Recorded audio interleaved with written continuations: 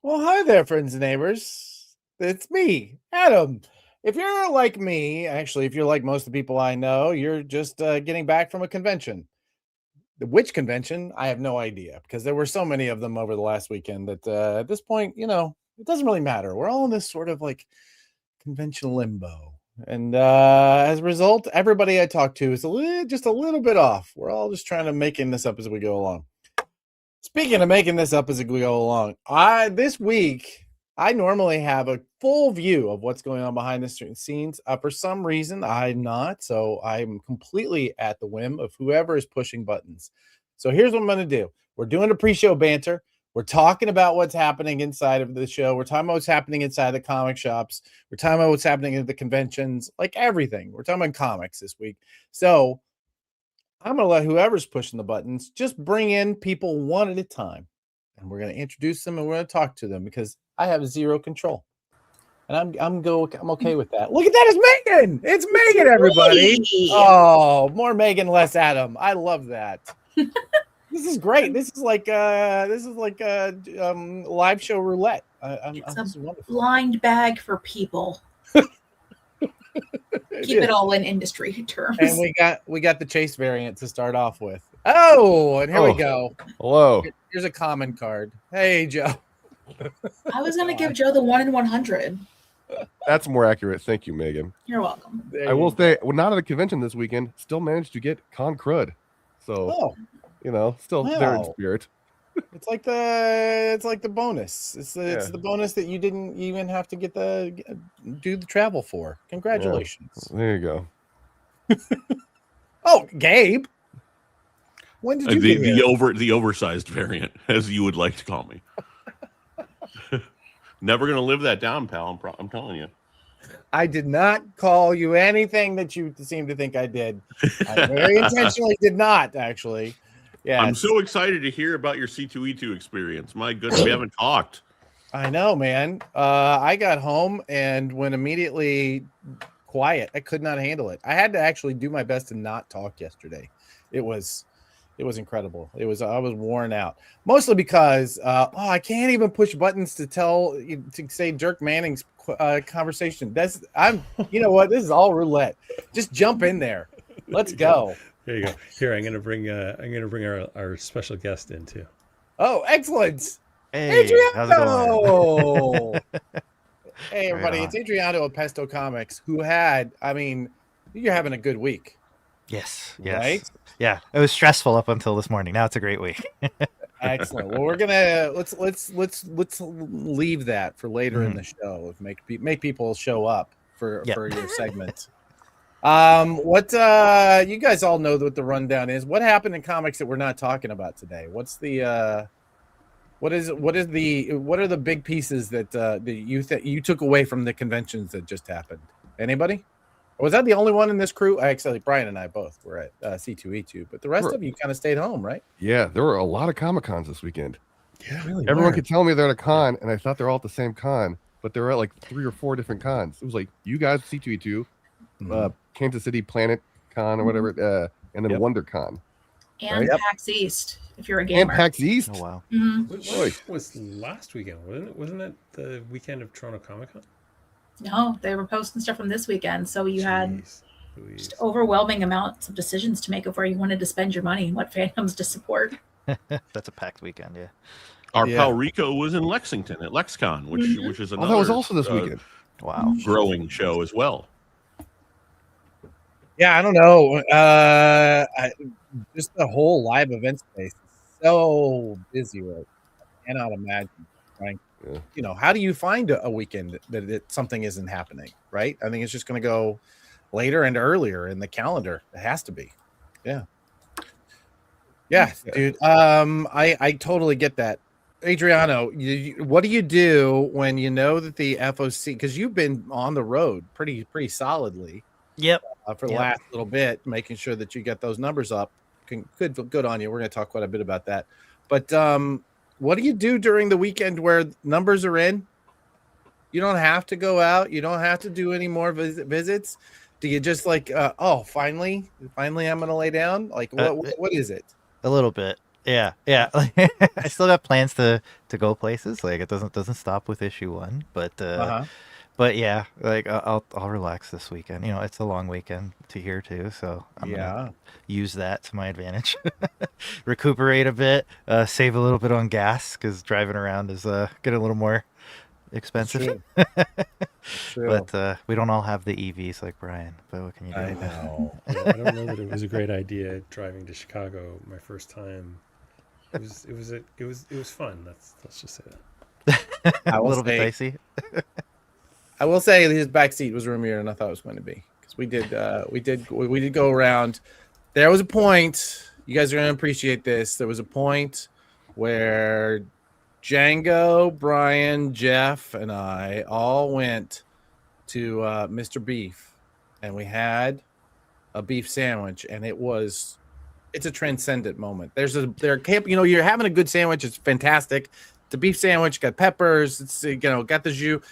Man, there occasionally you hit a bite, and it's just mind blowing. Your eyes open wider.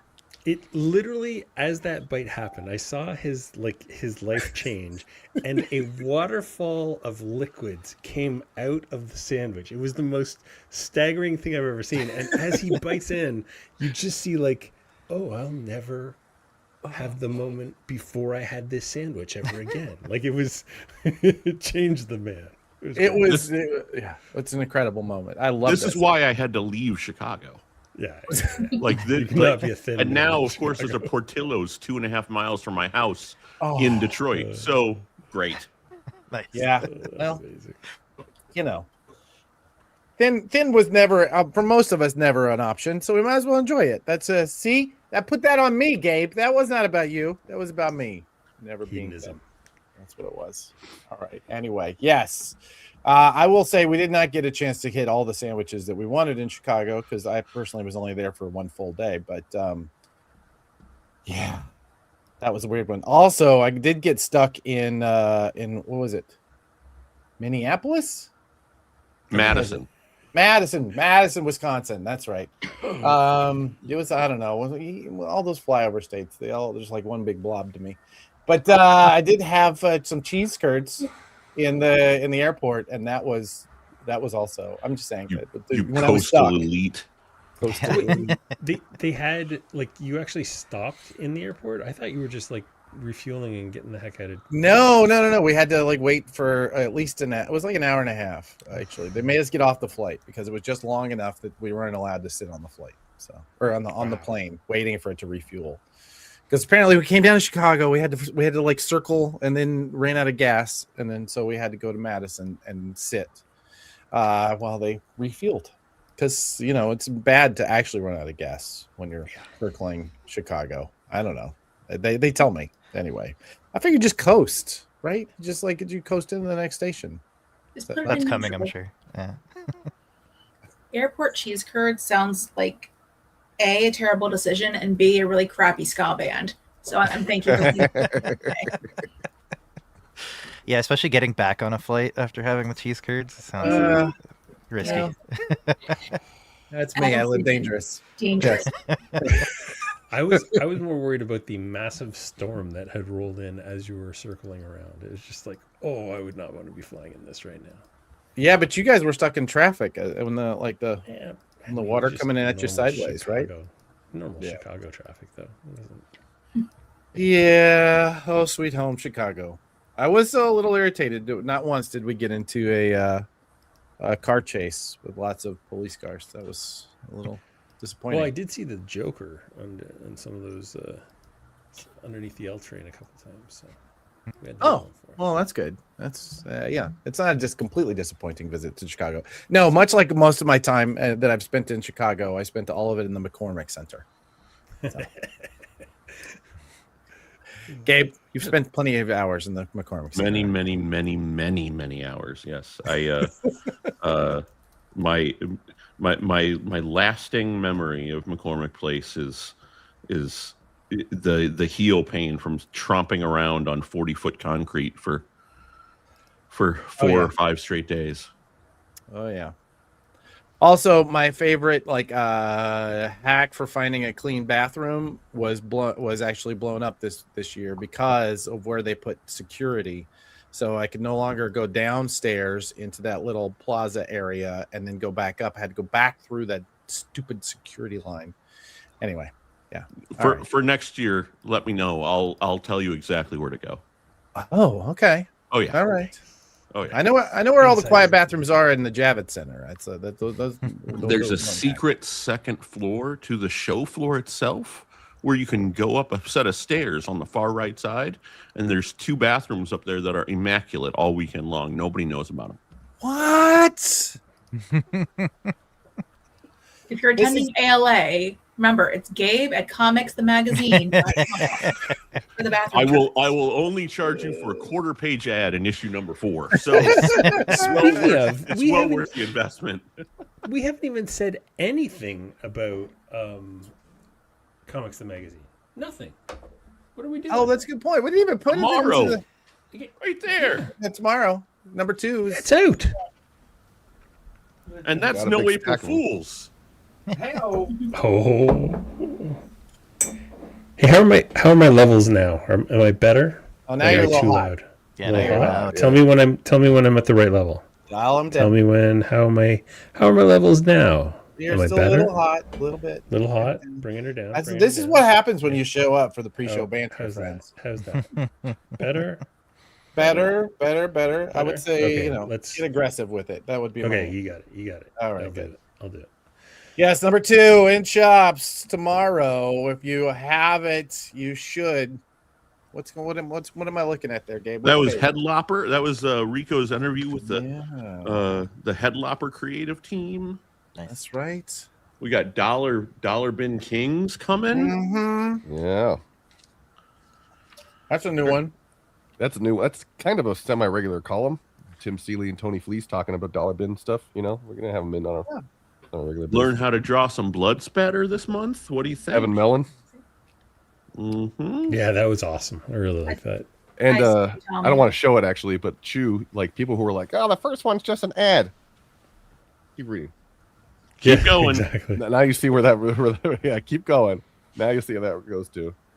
Yeah, Mad Chocolate Comics tells me there's a secret variant. How's that? Is there a secret variant? Secret what? I haven't even heard anything. I about am that. unfamiliar with secrets. That's a rumor. Hey, retailers, if you really want to know all the secrets, we'll see you on Thursday. Ooh, that's what they call a tease in the industry. That's a tease. All right. Speaking of, I think we're going to light this candle. So I'm going to kick everyone out. Thank you so much for joining us for the pre-show. We'll see you soon. Bye. Bye, buddy. Bye. That's me. I'm the buddy. We're about to hit it. The button is being hit. I'm just going to stand here, stare at you. It's just you and me now.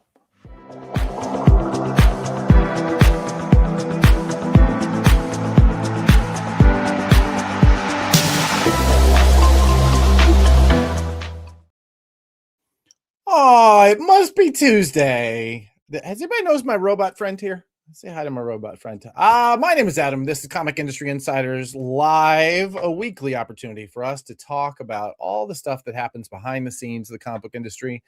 We bring in some insiders. We talk about the things that are on your mind if you may have a business or career in comics.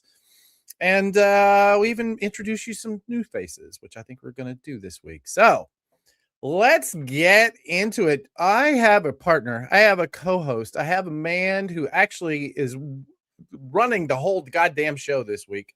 Can I say goddamn? You know what? This week, fuck it. I'm cursing early. Ladies and gentlemen, Mr. Brian Garside. Cats are sleeping with dogs. There's no rules. What's going on? You're just swearing. You're dropping F-bombs. What? There's no What is happening? No rules, Brian. Oh my gosh, I haven't seen you in at least 48 hours. It's starting to feel kind of weird around here. Poor guy. I don't know how you getting through it, but man, can I tell you the thing I liked most about this year's C2E2? It's hanging out with you guys. You and Django and Jeff. You're some of my favorites. Oh, yeah, it was fun. Yeah, there was some good old fashions had. There was some beers drank.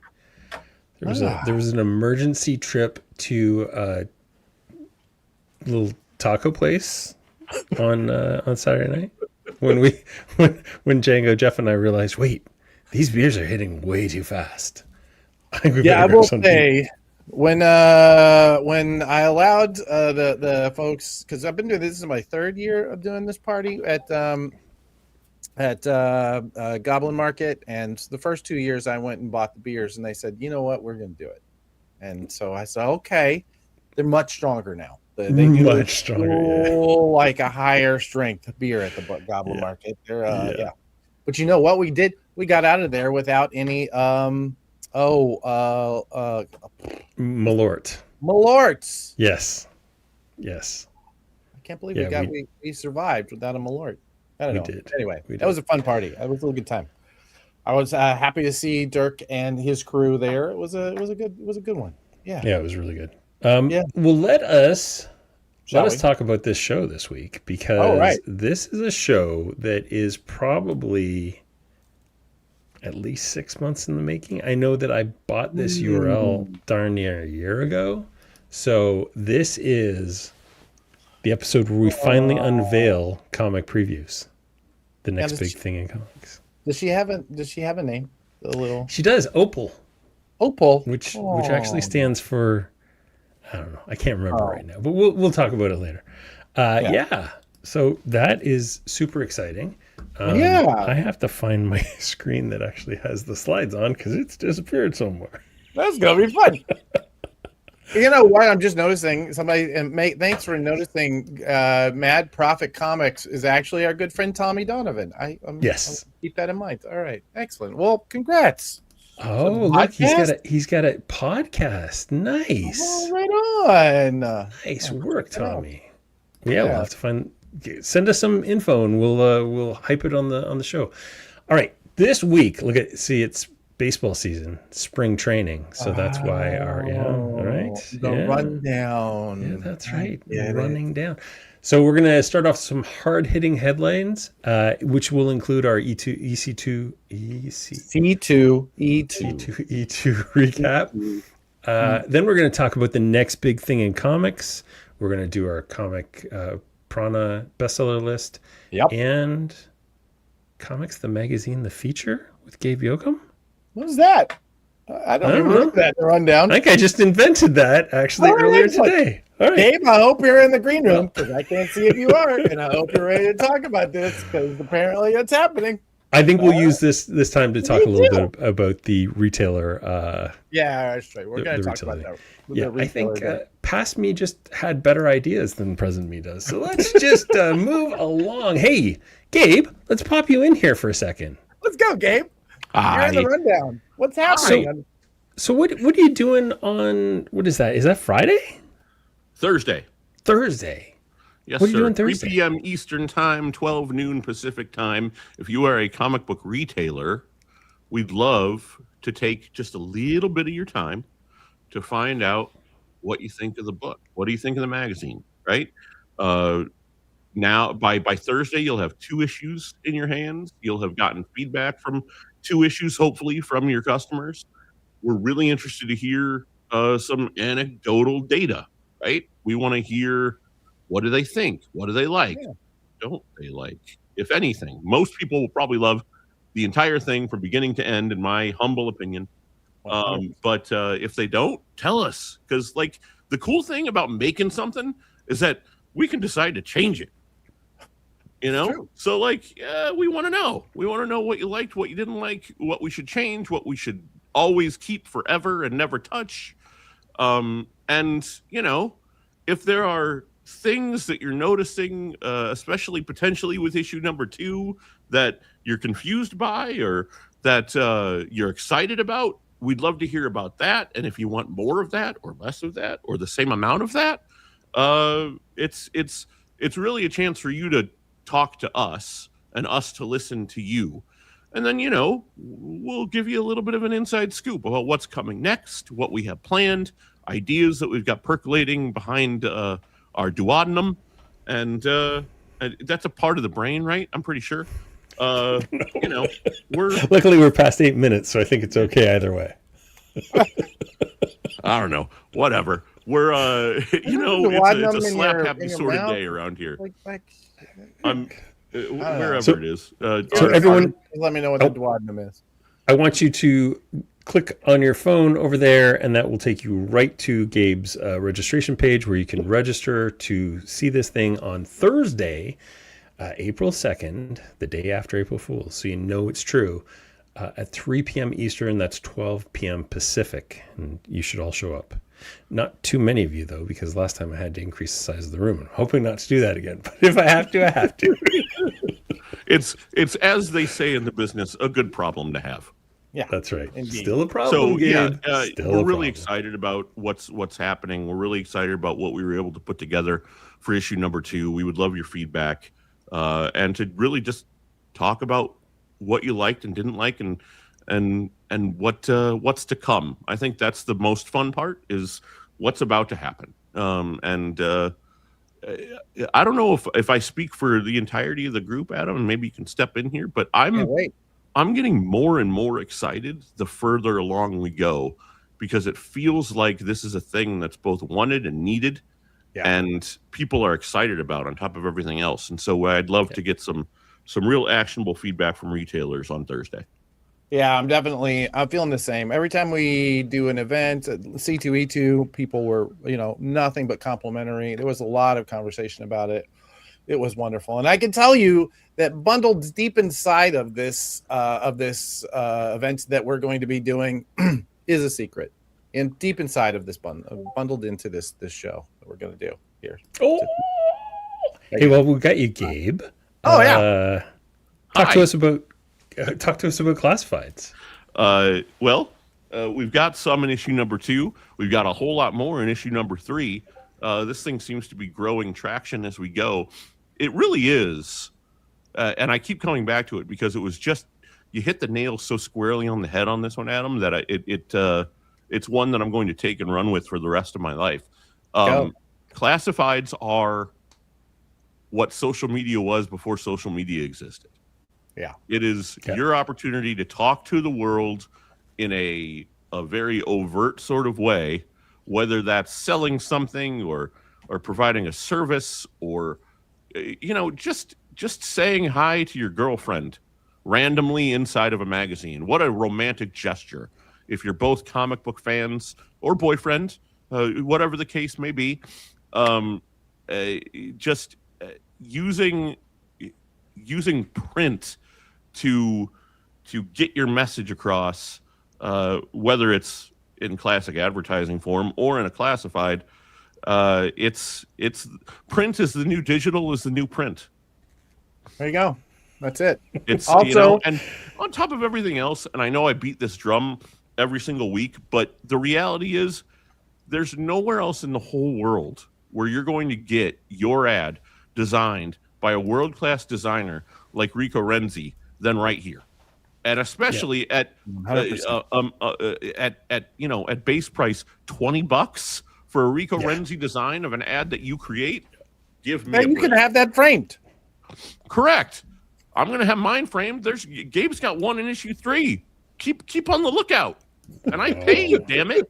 I got to say, issue 2. There's a couple strange ads. I don't know what the deal is with the dude that's looking for the marketing person and why they didn't include any contact information. There's like binary numbers. Like I don't.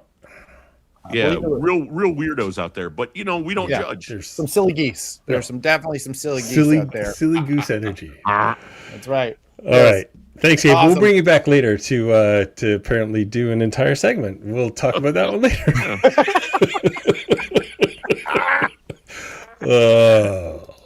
Punch drunk. All right. Still spring chaining.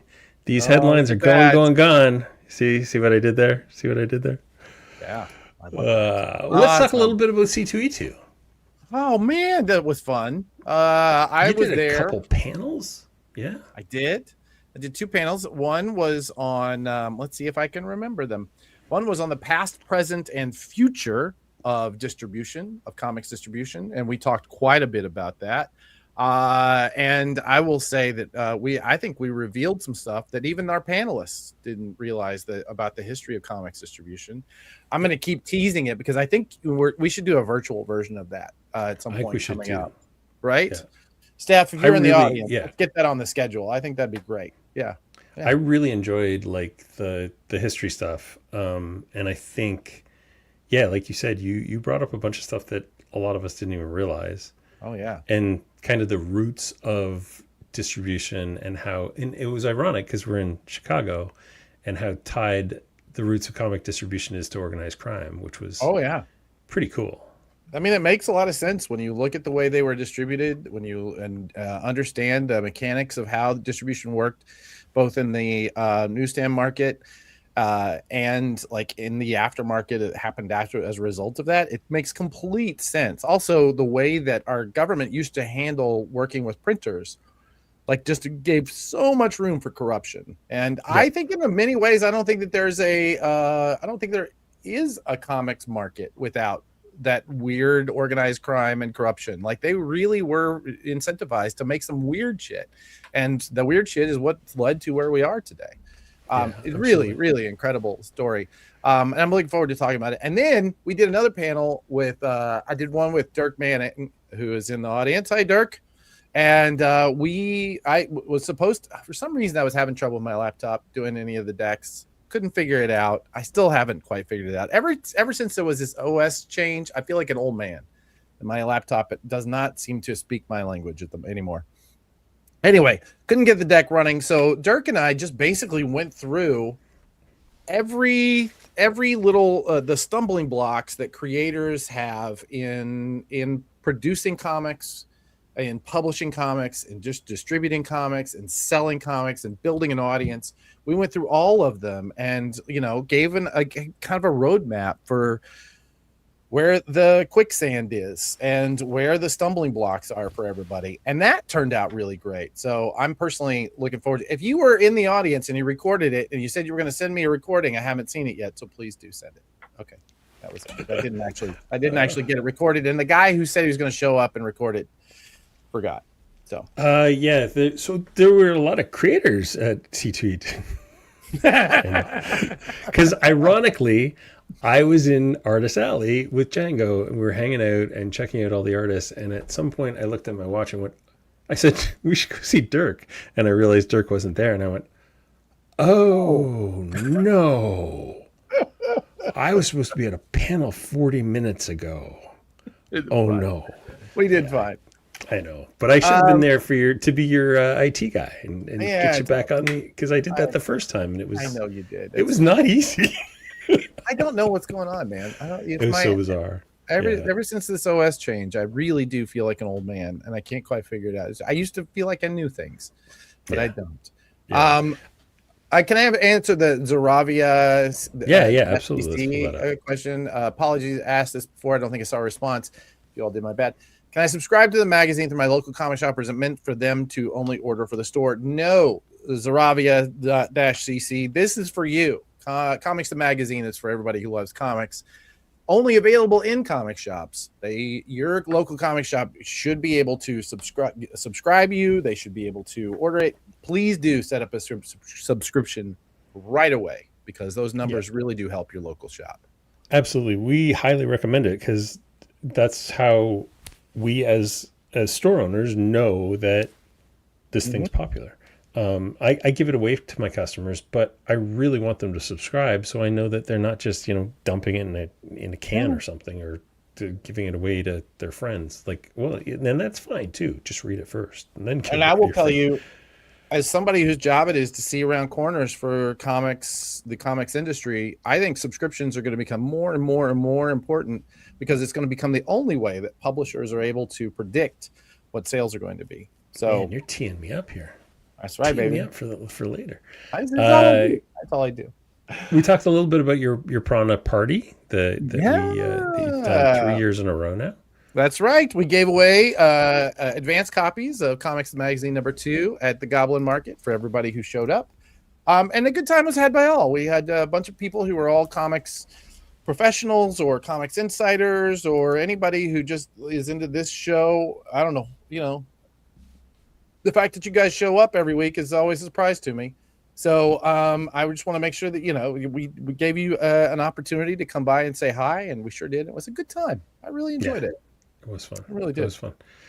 And finally, they announced C2E2 2027. A little bit of controversy. It is going to be April 30th to May 2nd, which of course means it'll fall on Free Comic Book Day 2027. So a bunch of Chicago shops are a little bit upset because a lot of them will have creators in and everything, and that's going to make it a little bit more difficult to get creators on that Saturday. So yeah, interesting. I wonder how that's going to. I wonder how they're going to. You know what? We should discuss that. I think I'd love to have some of the, especially the Chicago area, retailers on to discuss that in another show. That'd be great. For sure. Yeah. We'll reach out. Let's get into that. Cool. Oh my gosh. Did you see this? Out of nowhere, CBCS just shut down. Just like, oh, by the way, April 17th is the last day that you can submit something, and we're shutting down. It's crazy. So Beckett purchased them. And Beckett is like very big into like sports card grading and that kind of stuff. But apparently comic grading doesn't interest them. So they just shut her down. This is the craziest story this week. You know what's going to be really interesting, and I'd be curious to know some of you in the chat if you have any thoughts on this. What our friend, oh gosh, what's her name? Can somebody tell me? Had her on the show not too long ago. We talked. She has 3 stores. Oh damn it, I can't remember. Anyway, I saw a post where she was talking about this and saying, how is this going to affect? I'm imagining Megan's going to pop in with her name here in a minute. Cloud City Comics, right? Was it Cloud City? That might have been. Yeah. Anyway, Tessa. See? Yeah, Tessa. This is what I rely on Megan for. Okay, so Tessa did a reel about this, and in it she was talking about how we don't know how this is going to affect collectability. Right? It might be that all these CBCS graded books are going to go up in value. Right? It might be that they may go completely down. People may need to have to crack them and get them regraded. I personally am just fascinated by the idea that there's a core sample in time now of all these slabbed books that are going to, like, everything before it will change. Everything after it will change. It's very strange. You know, I'm really interested to see where this goes from a collecting standpoint. Obviously, it sucks. There's one less service out there, but I do think that that's going to leave someone open to come in and become the number 2 for grading, because that's just the nature of marketing. Number 1 and number 2 are always the place that you want it to be. So, Collectors, parent company of PSA, bought Beckett recently. That's right. PSA started doing comic grading. That's right. We've spoken to those guys. They're really doing great. See, there you go. The new number 2. I will shut up. I should have put that together. Thank you, Gabe, for bailing me out. I think so Jeremy's saying that the defunct coin grading companies, their graded coins are not in demand. Yeah. But if we've learned anything about comics, it is different from any other industry. So we'll see. That is very true. And what's interesting too is, like, I imagine that they have a census the same way that CGC has a census, which states how many of these things exist in what condition, and what will happen to that census over time. Will that be something that, you know, a third party will have to maintain, or what's going to happen? Because all these things have IDs, you know, and you use those IDs to make sure to what's the word I'm looking for? But basically to, you know, ensure that they're real. That's a good point. And will there be a transfer from a CBCS ID to like a CGC or a PSA? I don't know. Well, that'd be interesting to see if that the metadata that's attached to each one of these is going to be transferred over. It's a fascinating problem that everybody is not me going to get to solve. Yeah. Hey, speaking of which, PRH did a major update to their website this weekend, and it was actually surprisingly smooth. I was actually impressed. Usually these things, I kind of expected yesterday to just be a poop show of support tickets, but it was like, no, it was fine. So they've added FOCs kind of front and center. Before that, you had to go to the catalog, and then you had to click a download button, and then you had to get an FOC. So now FOCs are nice front and center. They have easy confirmations. I did my FOCs last night, and I thought I did them wrong. I'm not positive I didn't, because like one click and it all confirmed, and it was like, wait, what? I'm used to this thing spinning for 15 minutes. So it's definitely like a major upgrade, and I haven't seen any of the usual suspects complain, but I'm sure I'm just not looking in the right places. But yeah, I think it was successful. I think Wow. we had a technology launch that was successful, folks. I don't know what that means. That's scary to me. I feel Wondering like if something's gonna fall behind me. yeah, no kidding. That was something, I don't know why that scares me, but man, it does. If it doesn't feel like it should. Hey, Tommy, it's crazy. It's I know, crazy right? that they were able to well, congratulations, PRH. Yeah. No, Good and job. it was a much needed upgrade, and I'm really, really happy with it. Now, I did have a problem finding the PDF catalogs, but that's probably a me problem and not a them problem. Man, I always have to Google search like Marvel catalog because I can't just figure out where it is on the site. But it's not that big a deal. Yeah, it's not. Wait a minute. Somebody's complaining about secret variants. I don't know anything about that. That's crazy. Oh yeah. Those people are crazy. Yeah, you want to talk a little bit about the Ringo Awards? The Ringo Awards. Okay. I want to talk about this and not talk about it. So I want you to all hear me talking and not hear what I'm not saying. Okay? The Ringo Awards are a very special award that I personally have a really long history with. And I'm really looking forward to this year's nominees. And I'll tell you why. There are a couple of pieces that should be available to that. Be available. They're new categories, and there are new books that were attached to projects we're working on. So I'm not saying that if you were, say, I don't know, like if you wanted to note that this was out at Baltimore last year, so therefore Comics the Magazine would be available to be nominated, anyone could nominate it. The Ringos are very special in that there are 2 spots in every category that are held back for people who can nominate. And so if you went to the Ringo Awards and you nominated us, you could.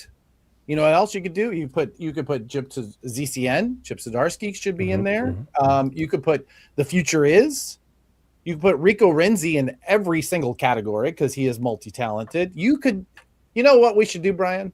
We should put together a ballot, a suggested ballot, so people know who to vote for. I think that's what we're going to do. That's a great idea. I think this week, if you are signed up for the Prana DM newsletter, you're going to get a suggestion list of everything that you could vote for if you were supporting us. I want to note that this thing we're doing right now, we do for free. It's not ad revenue. There's no ad revenue. We don't make you pay for it. We don't hide it behind a paywall. We do a lot of this stuff for free. The newsletter we do for free. Maybe one of the ways you could pay us back would be like, I don't know, nominating us. Maybe if you wanted to. I'm not saying you should, but you could. I know I will. There you go. That's what I had to say about that. And look at this list of judges. Finer list of judges you've never seen in your life. This is we have a fantastic retailer at Phantom. Colleen Doran is just a legend, right? We got a Choi in there. We got our favorite, one of our favorite brand reps at the Universal. My old pal Bill Morrison. By the way, incredibly talented Bill Morrison, who may or may not have put penises into the Little Mermaid poster at one point. Anyway, Bill Morrison's also Mad, right? Like Mad. He does Mad. He also did all of those Simpsons, all the Bongo comics. He did all those Simpsons books. There's that really incredible poster that has every Simpsons character on it. He did that because he had the stomach flu one weekend and just sat down and did. Yeah, it's incredible. Anyway, yes, I'm in love with this panel of judges, and I hope that they understand the volume with which I hope people will nominate the things that I love. There you go. Yeah, that's a really great and so incredibly diverse, like not just people, but creatively. Just like what a great creative group of people. That's so exciting. I know. Put Chang and Colleen Doran are incredible. I mean, Xander has become one of our favorites working for Universal. Sarati, I mean, the Phantom Comics, I get to know Sarati at Comic Pro this year. Same. They are fantastic. Yeah. Obviously, Bill Morrison's a legend. Anyway, I'm happy that we're going to see them. We also do sponsor a table at the Ringos every year at Baltimore, and you should too, because it's a great place to get in front of people, because the whole industry is there. So yes, sounds good. The Ringo Awards, Awesome. maybe or maybe not. You should be, you should be nominating Comics the Magazine. Just nominate it, please. Thank you. Okay. Hey, let's talk about a Prana success story. A Prana Publisher success story. Prana Publishers is still, we've been talking about it for so long, but it is still very new. In fact, Pesto Comics was only our, our fourth, if you count Comics the Magazine, our first small publisher to come in with very little experience in the direct market.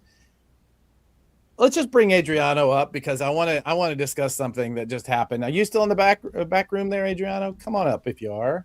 1 second. Ryan has the control of the buttons. I have no control this week. Hello. There he is. I'm here. Hey. I'm a little horrified by the screen grab there. Got me nice. I know. I wanted to grab. So there's a story behind this. We were just all so impressed by your hustle, and like this thing that you posted yesterday, which was so great because it really did. Like FOC is such a weird term. Mm-hmm. You know, I often refer to it as last call, but it's so important that you stress this and just the hustle that you did around, making sure that people knew was really respectable. So yeah, that's why I know it wasn't great. I took 15 screen grabs and that was like the one that had the right amount of words and also because I was getting like and of, so yeah. I've looked worse. It's all good.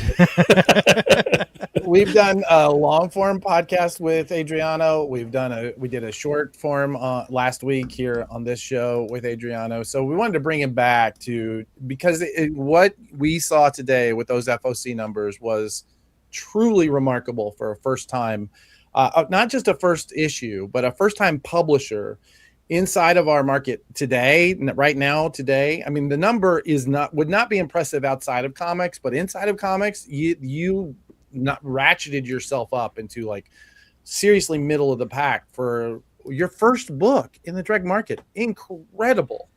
Yeah, I'm still like coming down from it. It's absolutely wild. Like I'm so happy. Yeah. So can I say the number? Do you mind if I say the Go number? for it. Yeah, say it. Because I'm proud of this. Adriano here. Really our first small publisher to come in for Prana Publishers, was able to, on his first single issue, get FOC orders of just under 5,000 copies, which is incredible for this marketplace. That's phenomenal.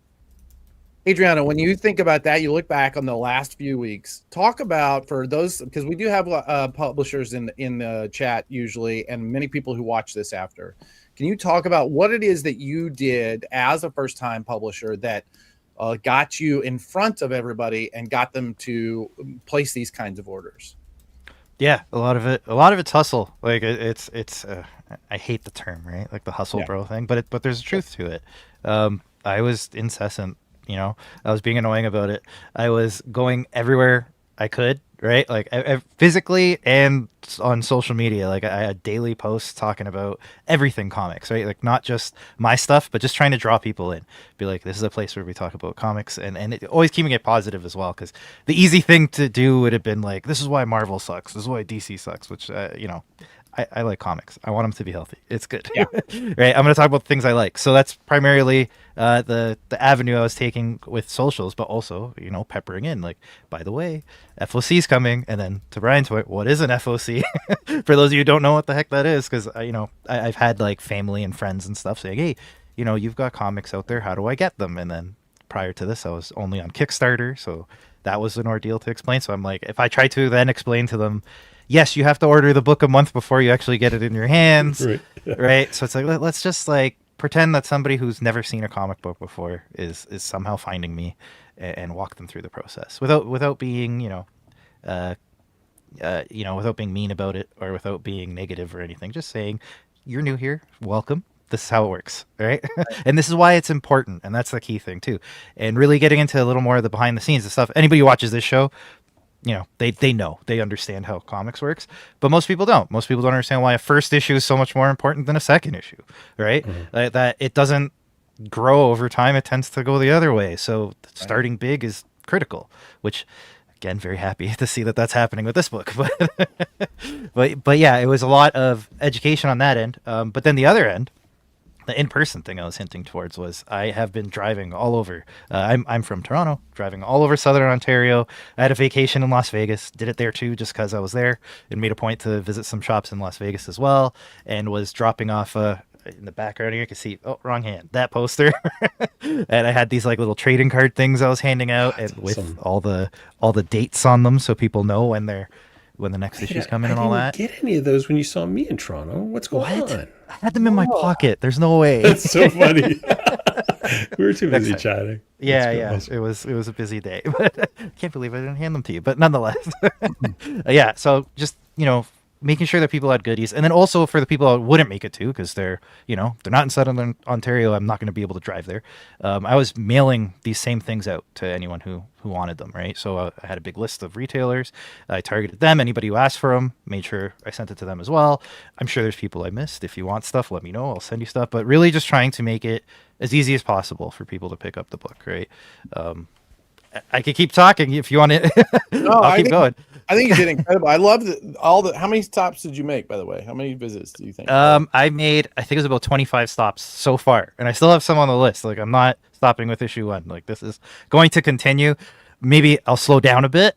I won't be as aggressive going every single weekend. My wife might kill me if I were to recommend such a thing, but but I'm definitely going to continue going to shops in the area. And I got some vacations planned. I'm going to be hitting up shops wherever I land on vacation. I'll be in San Diego for Comic-Con there, so I'll make stops all over there. But yeah, definitely going to keep that up because even just seeing the different shops and the different ways that people put their stores together and the ways they sell and all that, and getting to talk to all these retailers and seeing what's important, right? Seeing what they want, it really does help, right? Like, and this was a big thing, seeing that somebody actually cared enough to walk into the store and be like, hi, I made this and I would like you to put it on your shelves. Right? It made a big difference. So something I'm definitely going to continue, like not just issue 1, like this is going to be the thing I do. I love that. Yeah. Brian, will you pull up this Pesto from Mad Profit Comics at 228? Pesto's TikTok caused me to go from ordering 1 copy to getting a bundle. They're doing a hell of a job. So I want to talk about this because I think this is something that people miss a lot. And this is something that I do a very poor job of myself, but it is something that I intend on the Prana team. We're all going to be focused on trying to get this done in the next few weeks, months. You were posting video content every day, right? Yeah. Once a day, twice a day? I mean, is it you have a cadence? Like, how do you set up? Yeah, I was doing it at least once a day, sometimes 2 to 3 times, depending if something important was happening. But yeah, I batch record. So I sit here in this messy basement you see, and I plan my week or 2 out of all the things I'm going to yap about, and then I record and I stitch those all together, and or rather break them all up and have everything posted across every social I can get. So the big thing with like Pesto Comics was, I knew I could lock down the name on every social I could find. So I've done so. So it's at Pesto Comics. Like, go look for it on whatever your favorite social is. I'm probably there and I'm probably posting, right? So I tried all the different kinds of things over the years, doing text and doing images and this and that. Video, like, shot off like a rocket. So I'm like, okay, I guess video is the answer. So just, everyday videos. And that, again, something I'm continuing throughout. Same thing with the tour I've been doing. Like, that was a big part of the videos. I go to every shop and I let them know. I'm like, hey, like, I'm not just here to tell you to buy my books. I'm here to show off your shop and bring people to your store, right? Like, I'm not doing this just to sell my book. I want people to walk into comic shops and buy comics, right? Like, your success is my success and vice versa, right? So I really wanted to make that point every time I went in there, and really that's also helps with a lot of the buy-in because they see it. Like, it's not just me saying, buy my book, okay, now I've forgotten about you now that you've put in your order. It's like, no, I want people to go to these shops, right? And even though I can't be a patron to all of them, I want to make sure that other people are coming to these shops. So yeah, that's a part of the video series that I'm doing as well. yeah, it's just been a lot of outreach and that kind of thing. And then the one thing that I always found when I walked into a shop, well, two things.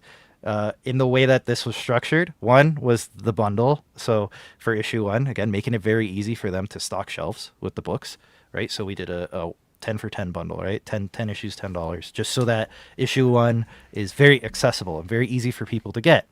Now, knowing that you may overorder, given that you have 10 issues of this, right? We didn't want you to get saddled with having to guess for issue 2, so we skipped a month. So we're coming out in April 29th, and then we have the next issue coming out in June, the first week of June. And the reason for that is you have your issues on your shelves, and the FOC is the next Monday. So you know exactly what you've sold, so that you can make the orders for issue 2 a little more reasonable, a little more what you expect. So a little bit of a risk on my end, but that's the point. I'm trying to take a bit of the risk off of the retailers so that they feel comfortable ordering a book again with a first timer, with somebody they've never met and all that until now. And I want them to feel very, like they're making a good investment. And to do that, I'm going to give them a bit of an advantage that they don't normally get when they're ordering books, right? So that seemed to go over really well with everyone I talked to, and yeah, hopefully with the ones I didn't as well. There are 3 things here I want to double tap on because I think it shows a remarkable understanding of the current market, but also a willingness to interact with the market as it is, right? So you have done the generous work of creating a product that works for stores in a way that allows them to risk but not have to deal with the problems of returnability and whatever. You gave them an opportunity to increase their revenue, their profits, right? That was it. You leaned into video posting, which the reason for video posting is that because of this day and age of the algorithm deciding what people are going to see, it's no longer how many followers you have. It's how are you getting in front of the people who are interested in comics? And there's so much going on inside of comics, TikTok and Reels and that sort of thing that anytime somebody looks at comics, they're fed more about comics, and you've gotten there, and you've talked about local comic shops, and you've talked about focusing on and approaching and generously promoting them. I love that. I mean, the idea that you did this even 2 or 3 times a day. You don't have to worry about overwhelming people in this day and age with social posts because they're just going to be served up the ones that they are going to want to interact with. I'm completely in awe. You did an incredible job, Adriana. Thank you. Yes, no, it's and it's been a lot of hard work in that. Like it's been fun and I've enjoyed it. But yeah, there's some effort that goes into it. But I'm happy to see that it's paying off as well, right? Because a lot of the times, like outside of comments you get here and there, you don't know, right? You don't know until today, until you get the numbers back. So glad to see it's working. Like I said, I don't plan on stopping. It's not like the work is done now. Now it's like this is working. Now I got to double down on it. I got to figure out how I keep this going and make it go even stronger, right? So, yeah, it's a good day. It's a good day, but the first of many to come for sure. I keep saying that the thing I'm learning this year is how much more exhausting having a success is than having a failure. Because a failure, you just know, all right, I'm gonna go move on to the next thing. Yeah. Yes, you gotta like triple down, and it's Anyway, yeah, a great problem to have, though. Yeah. Yeah. Well, welcome aboard. I'm so glad that we have you in the Prana Publishers line, and you are setting an excellent example for those who come after you. So, please thank you so much. Yes, awesome. I really do appreciate it. I appreciate all the help you guys have given me as well, because this has been, a dream come true. Amazing stuff. Well deserved, sir. Well deserved. Thank you. Awesome. All right. That right there is a good Canadian boy. I could hear all the boots. I can't hear them myself, but man, there were a lot of boots there. Extra U's in all of his words. That's all. I love it. Hey, speaking of loving things. Oh, yeah. I want to introduce you to a girl. Oh, yay! Yeah. I'm so glad we get to talk about this. You've been working so hard on this, and I'm so impressed at what you built. I cannot wait for you to show it off. So let's go. Let's stop. Yeah, waiting. You know what? It's so cool because it's a lot of work. It's been a long time coming. It's the thing that I always wanted to be in the world. And like my team, like Mike, who has done amazing work, just even the last 15 minutes to tweak things and make it better. Craig, who's out there helping me market this thing and making things happen. Taras, who's helped get us to where we are. Natalia, who built kind of the first version of it and made it, possible. Everybody has been a huge help. I can't forget Max, who's out there like on the data front lines, fixing things constantly. So yeah, I was looking at kind of the way things were. We had previewsworld.com, which has always driven me crazy because like the ads, I don't understand why a comic website that was for retailers needed all this ad crap on it. So like that's one of the things I really, really don't ever want to see on anything I own. Ads should be contextual if they exist at all. This always bothered me. Before we move on, can we talk about, hopefully there are folks in our audience who love comics, love the comics industry, but it's entirely possible they have not. I mean, Previews World has been down for something like a year at this point. So like there are many people who probably have never interacted with Previews World. Yeah.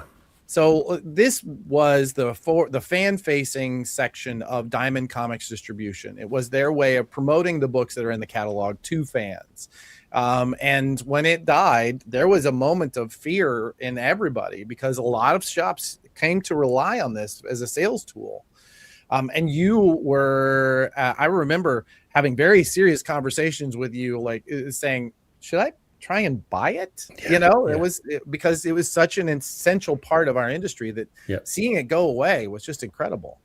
Yeah, we had a pretty interesting conversation about a year ago at Comics Pro, I want to say. Yeah. When I said like I don't know what the full ramifications will be, but if this goes away, I fear that we're going to lose something essential. Yeah. So I did look into it a little bit, but man, it was just such a cluster. And it was just, at some point I was just going to be buying a URL because the servers were all so interconnected and everything. It just didn't make sense. So we already had the data. We just needed to buy a better URL and spin it up. So, the other thing is there was never really a ton of data on the actual customer facing side. Like you never had a UPC code. You didn't have visual series codes. Like you could get from one item to the other, but it was really isolated and very, very minimal at best. League of Comic Geeks does a pretty decent job. They've got quite a bit of kind of information here, but still, first of all, the big problem I find with them is that their data is crowdsourced. And I know they do bring in some other stuff, but a lot of it's inaccurate. So we rely only on official sources. We don't make up our own data. And it has to either come from a publisher or a distributor for it to show up on our stuff. So, the same kind of thing here through comic previews looks just a little bit different and has a little more context to it. And really, we've built the thing to focus on discovery. Because I think comic discovery in 2026 is the hardest thing.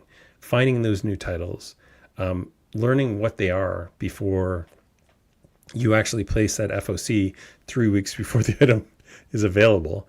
Like that stuff's all really, really tough. So our goal is to make this easier. So why don't we just, instead of looking at that stuff, why don't we look at the actual site? Because, she's alive. So if you go to Comic Previews right now, this thing is alive.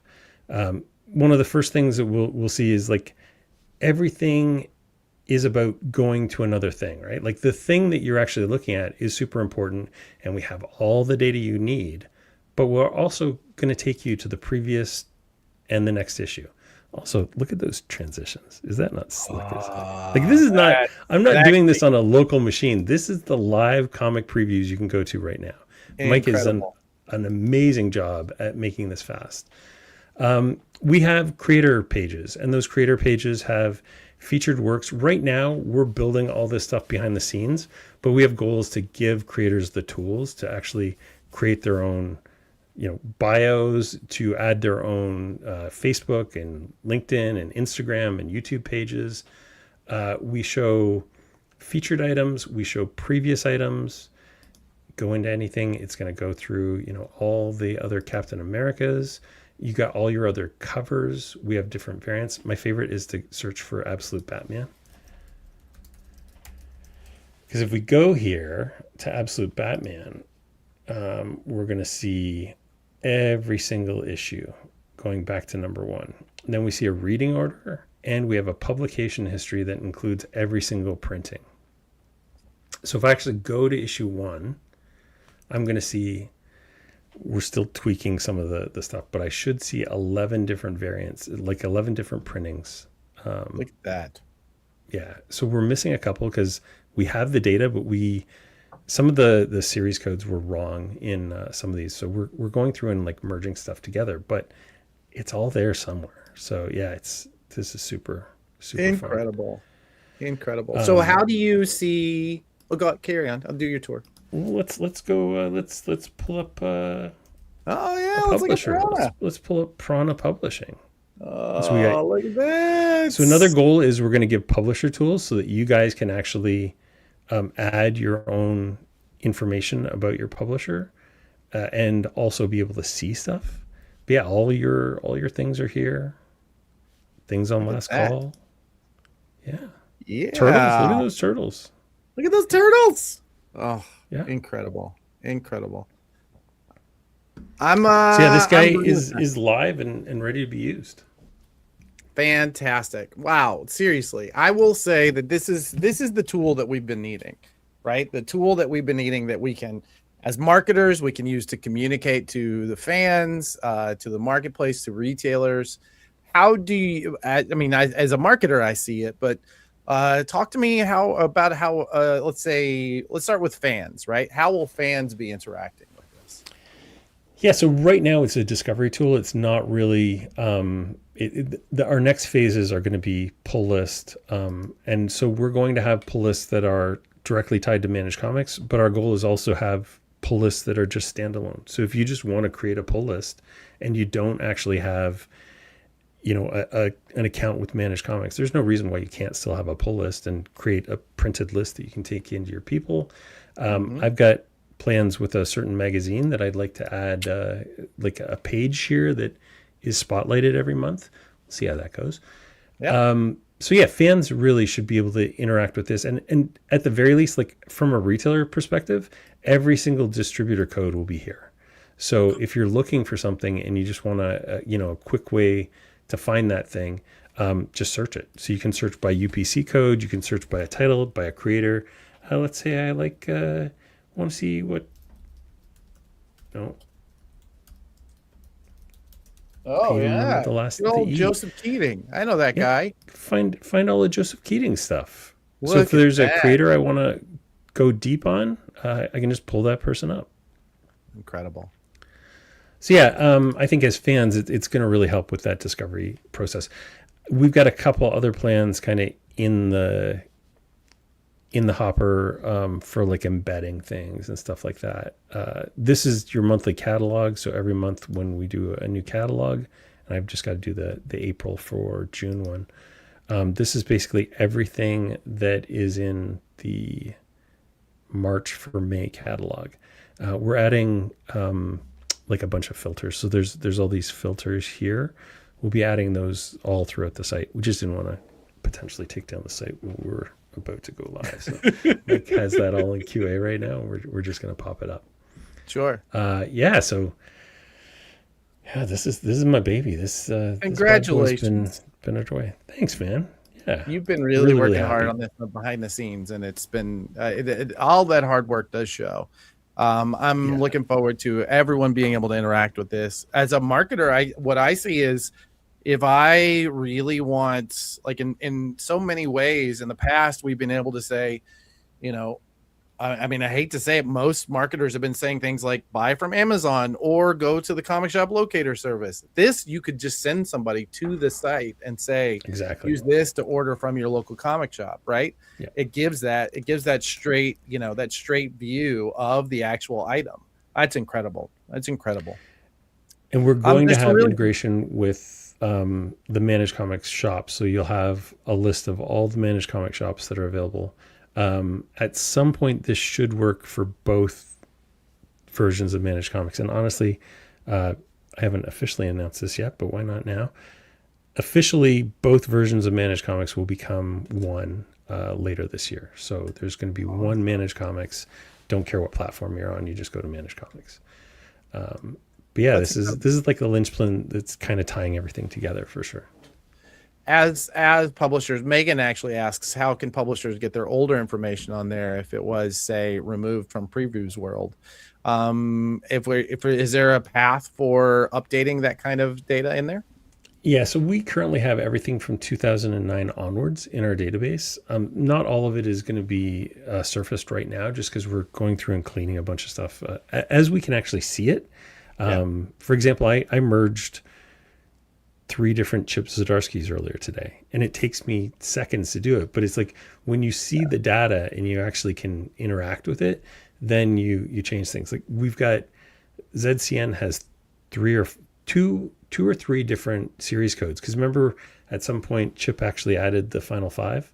Yeah. So we've got to merge the earlier series to get it together, but it's so fast, and our back end is like so super powerful now that this is super fun.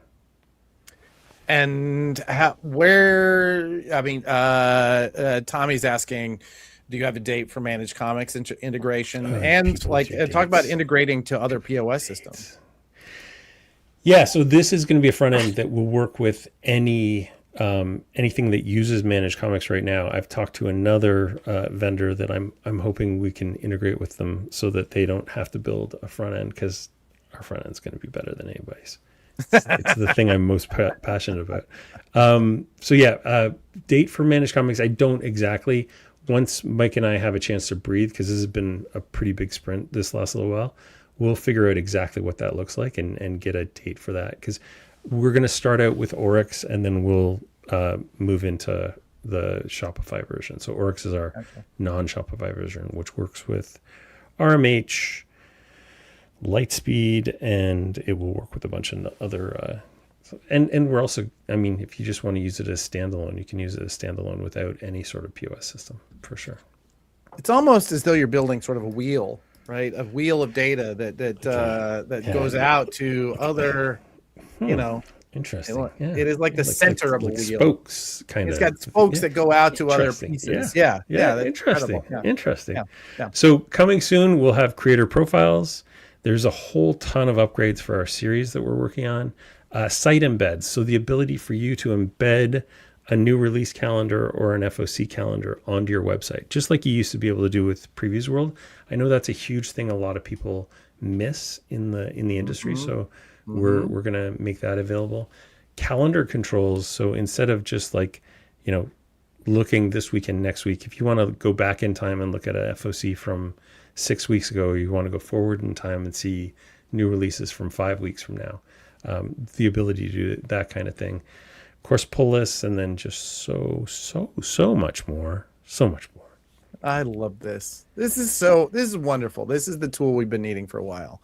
I'm so glad that you guys are building it. It is a long time coming, and I think I think you're showing that it's already better than what we had before. And this is a proof of concept that not only are those tools that we lost when Diamond went down, are they were going to be replaced, but in many ways, and perhaps every way, they're going to be better and more modern versions of it. So this is once again, I think you're a wonderful model for the rest of us who are trying to build into that vacuum. So congratulations, buddy. I've been talking to a bunch of publishers behind the scenes, and I won't mention names, although Prana was one of them, about our publisher tools. And when people see what we're going to do with publishers, and a lot of it is already built, so it's not just lip service. It's like we have these tools ready to go, and now we just need to refine them and make it awesome. And I'm so excited about that stuff. It's gonna be so fun.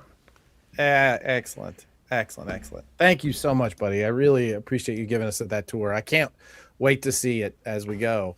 And if you want to be on the list, there's a wait list right there. So we've got this wait list, although it's becoming more of an insider list. So we sent out our first email this week, and I just had this idea to write it like it's a secret mission. So we're going to start sending out secret missions, which could be go find this thing on the website and tell us what it is. Some of these might be help us understand what we're missing. And some of them are going to be just tell this to the world. Adriano, share your Pesto Comics page with the world, because we've got these things here, and I think it'd be great to start getting this stuff out, getting more visibility. And this is where, once you start getting audience reaction, that's where you actually learn and figure out how to make things better. And that's what we're all about, is making things awesome. Once again, it makes a big difference having a team that is constantly updating. It is constantly making, responding to the market changes, the shifts. Incredible. Please, keep us going as this develops. Yeah, absolutely. Look at all these kind words over here. I love this so much. Ready for I know. So it's kind of ready for customers, Paul. Customers can view, but not create their orders yet. But yeah, it's really coming. But they could send that link to their favorite retailer, saying, "Here are the items I want. Here's a link to where all the codes are." You could be doing that now, right? Absolutely. As a customer, as a fan. So yeah, incredible. Good job. Hey, I'm looking forward to seeing how this develops. Speaking of developing the network and the cool stuff that we're working on, let's talk a little bestsellers list this week. Hey, before we get into the bestseller list, can I say that earlier I saw a comment from one of our favorite commenters, the Comics Pals. We had Sean on to talk about the bestseller list one week. Sean, if that is you behind the Comics Pals, I'm putting an open invite to you to come on this show every Tuesday to talk about the bestseller list. You did an incredible job, and I always forget to reach out. So I think you should. We're going to do a poor job of it now, but I think from going next week and on, you should definitely be in the room. All right, let's talk about the bestseller list. One of the things that happens as a result of having all of these services that are allowing stores to better manage their data and to understand where their sales are, one of the byproducts of this is that we finally have a coalition of people contributing bestseller list data. That means that we can look at what is being sold in stores. We can also look at what's being subscribed to. We can look at what special orders are and what pre-orders are. We get an opportunity to see behind the scenes so we can start forecasting as publishers. We mentioned that earlier. It's really important that you subscribe because publishers are going to be able to start seeing that data. But more specifically, we can see who's really selling in the comic shops, not just what volume is being pushed in through incentives. And I'm sorry, Adriano, even bundles, you really need to be able to be selling in the comic shops, right? So that's what the Prana bestseller list is. Every week we take the data that we get in from our friends at Managed Comics and from Comic Shop Assistant, and we pull together the top 400 of the best-selling books. Every week we comment on them, we look at them, we understand, try and get to understanding of what the market share is looking like, and then we post the entire 400 list in our newsletter. We'll talk about that in a minute. The cohort of stores, 600 plus stores in various markets are contributing to this. Why is that important? Because if you have, let's say, a couple dozen stores, you're going to have a problem in that one of those stores could do really well with the book, and that would push it up well up on the list in a way that isn't accurate for the rest of the market.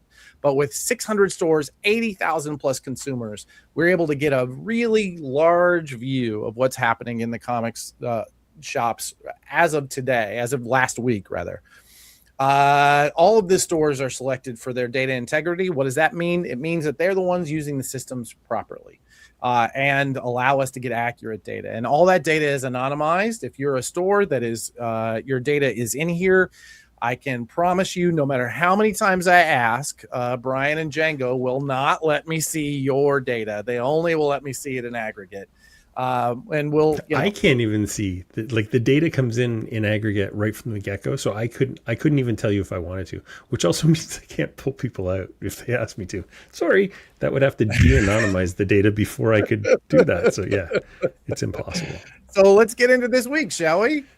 Yeah, this was a fun week. Last week's sales, DC once again just trouncing Marvel this year. The Marvel just cannot catch a break.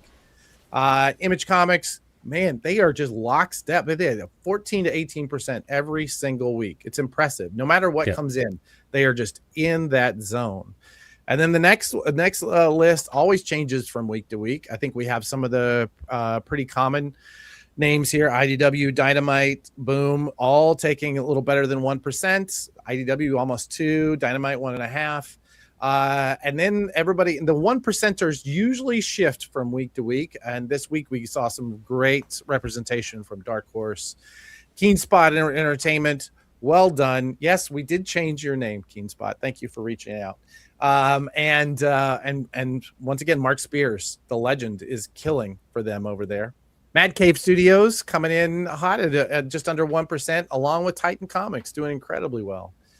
Let's talk about the books. This week we actually have a top 10 titles. Isn't that cool? Look at that. See, we're not just completely ambiguous, but Jesus, look at the difference between 1 and 2. Exactly. Yeah. So that DC Superman, Spider-Man #1 was a monster this week. Yeah. No kidding. Superman, Spider-Man. Don't let any well-known editors tell you different. It was called Superman, Spider-Man. Seriously, I think this is just the power of those team ups. The two companies together are so much more powerful than they are separately.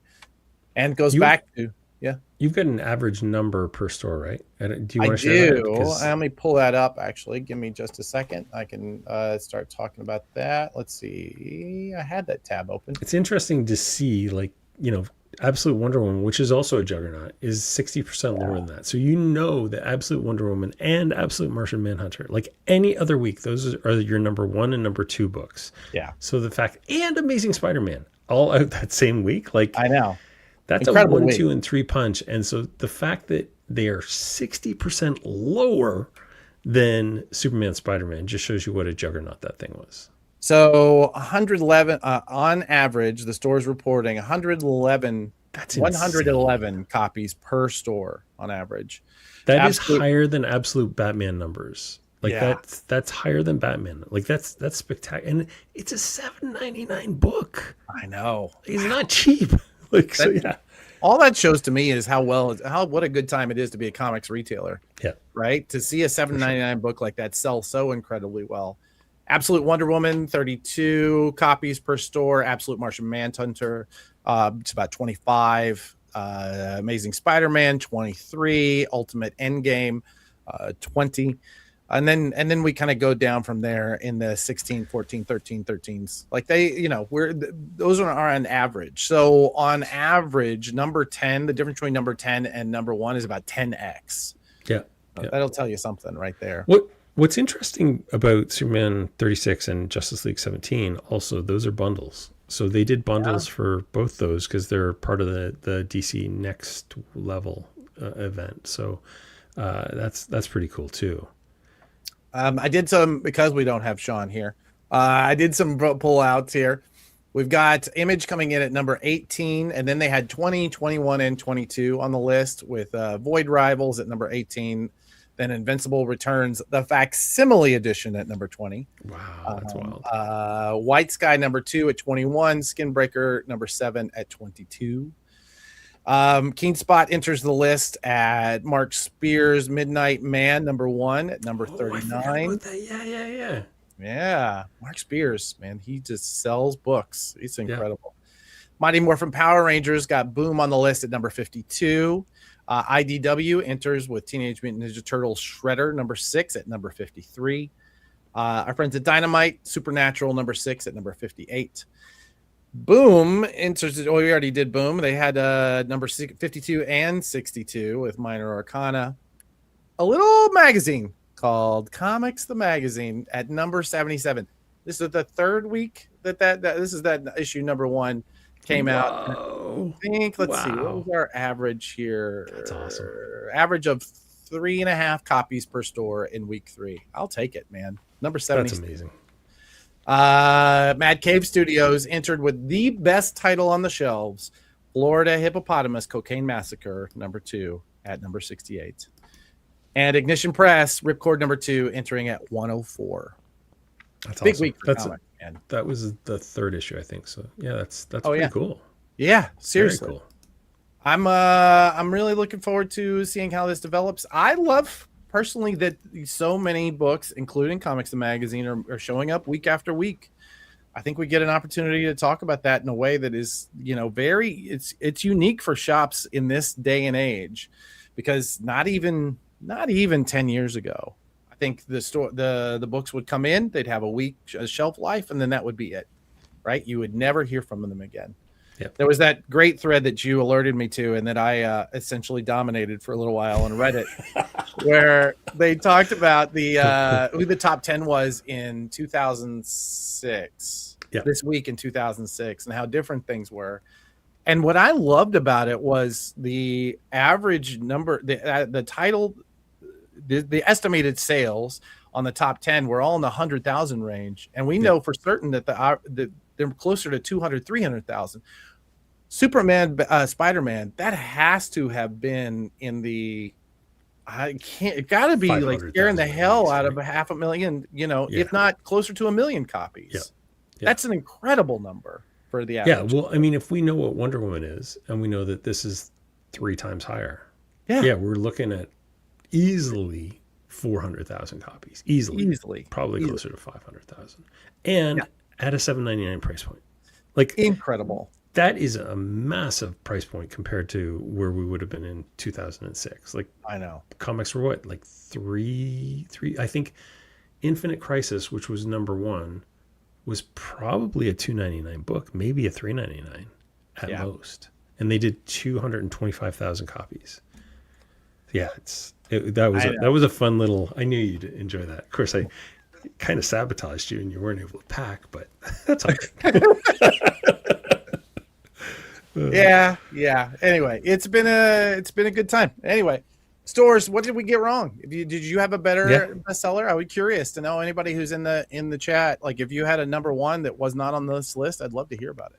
So yeah. And Adam, they say that information wants to be free, and I disagree. I think information should cost you the cost of your email address. So if people want to get the top 400 comic sales every week, how do they do it? Well, all they got to do is go to pranadm.com or pull out your phone. Just scan the little QR code. Just give us a little scan there. And we'll take you to pranadm.com. You can sign up for our newsletter. It is an absolutely free newsletter. So yes, data should be free. This much data is free. So please go ahead and sign up. We also do a weekly, it's a newsletter that we put in everything, all the big stories that we think you're going to be interested in that week. We talk about Prana publishers. We talk about our clients. And we want to make sure that you stay in the know. You want to make sure that everything that you need for your business or career in comics is in that little nugget that comes in no later than noon on Friday, Megan. No later than noon. Means that I have to get thumbnails ready on Thursday now, apparently. That's right, exactly. So it might be later than noon. I'm sorry, but we try. She does a great job. Megan does. Anyway. Come join the inner circle of comicpreviews.com by going to comicpreviews.com and filling out your information at the top, and you will get incoming transmissions like this from Opal, who is the operational previews and archive liaison. And you'll find missions and quests, and I mean, there may be a shrubbery in there. Who even knows?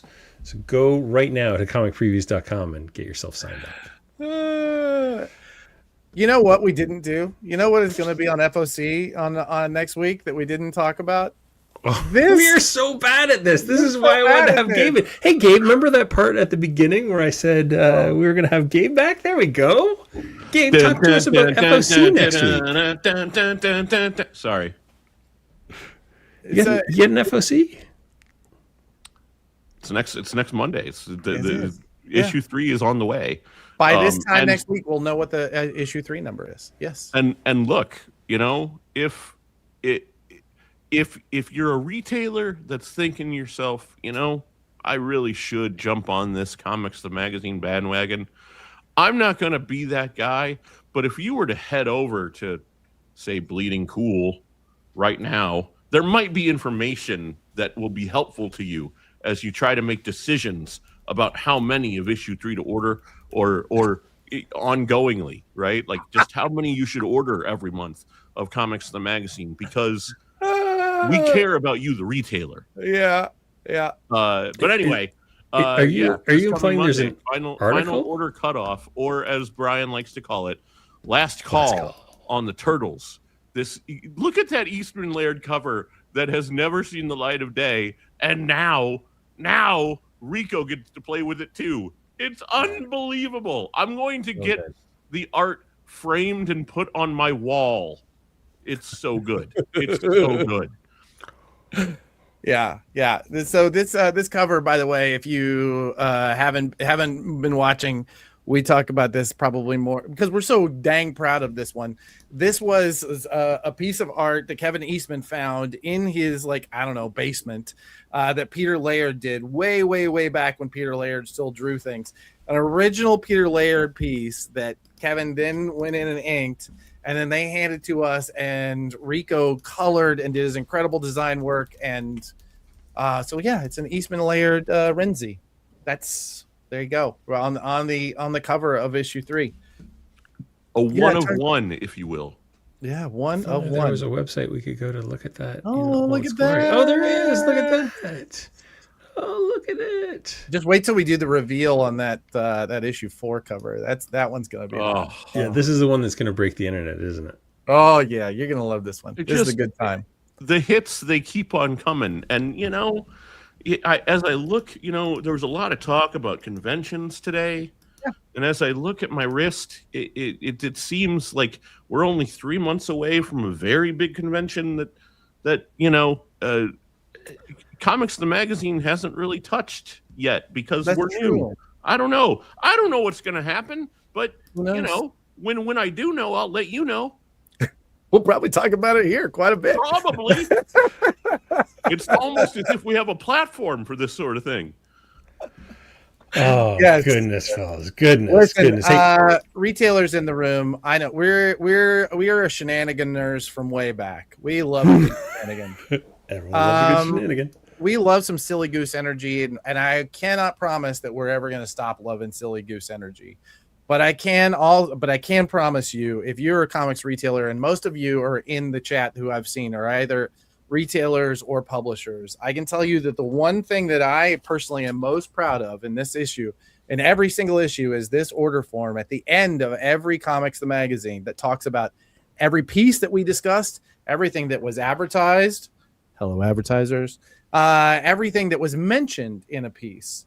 If you are a fan of comics, hopefully you'll be picking up Comics the Magazine. You should be subscribing. If you're a retailer, we do hope that you stay with us through issue 4 and on, because our goal here is to make your job easier. So there you go. That's the real pitch. Let me do a quick callback. I want to go back to Zaravia CC earlier, who said, I've apologized if I asked this before. If you all did, can I subscribe? Yes, subscribe to this magazine. Put it on your pull list. That is the best signal that you can give your retailer that you want this, that this is important to you. Go smash that pull button right now. And while you're at it, grab your phone.